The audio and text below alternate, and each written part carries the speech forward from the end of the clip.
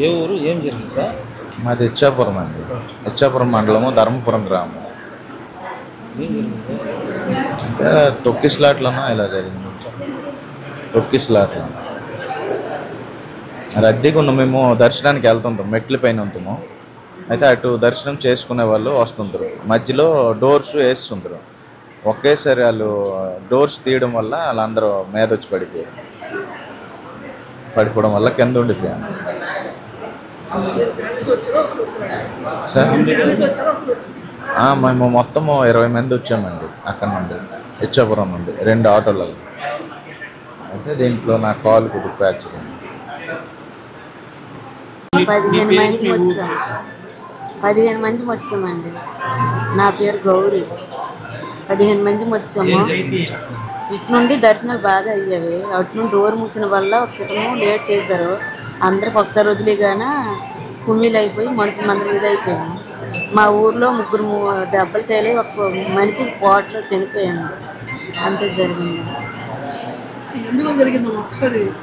ఏంటంటే వదిలేశారు, డోర్ వేస్తారు.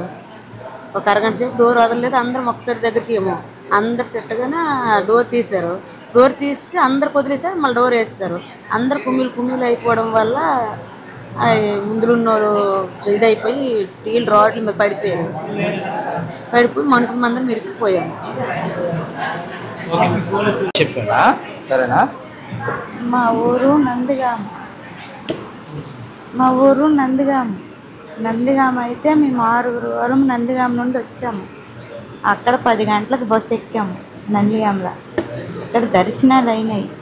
దర్శనాలు అయిన తర్వాత అన్నభోగం పెడతాము, అందరు బయటికి వెళ్ళిపోవాలని అలౌట్ ఇచ్చారు. అలౌట్ ఇవ్వగానే బయటకు వచ్చాము. బయటకు వచ్చిన గేట్లు వేసిస్తారు.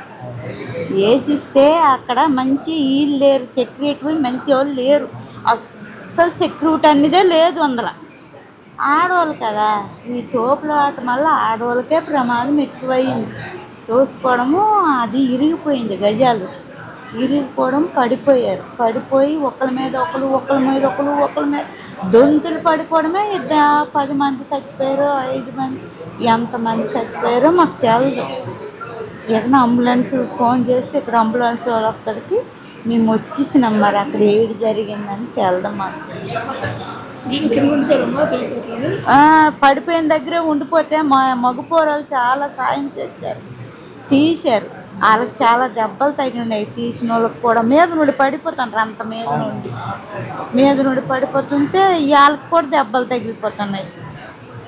తప్పించి నీళ్ళు తెచ్చిచ్చి అక్కడ నీళ్ళు కూడా సౌకర్యం లేవు, దగ్గరగా లేవు నీళ్ళు కూడా. ఎవరు కొబ్బరికాయలు తాక్కున్నారు అక్కడ. కోవుల గురించి ఇప్పుడు ఒక 3 నెలలు 4 నెలలు బట్టి ఇది నడుస్తుంది. అందరూ అంటారు తిరుపతి ఎలాగుందో ఇక్కడ అలాగుందంటే ఇవాళ ఏకాదశి అనుకొని అందరం వచ్చాము. అస్సలు నేను ఎక్కడికి వెళ్ళను, పేషెంట్ని. నేను ఎక్కడికి వెళ్ళినా ఇంట్లో ఉంటాను. కానీ అది నాకు ఇవాళ పిలుస్తుంది అంతే.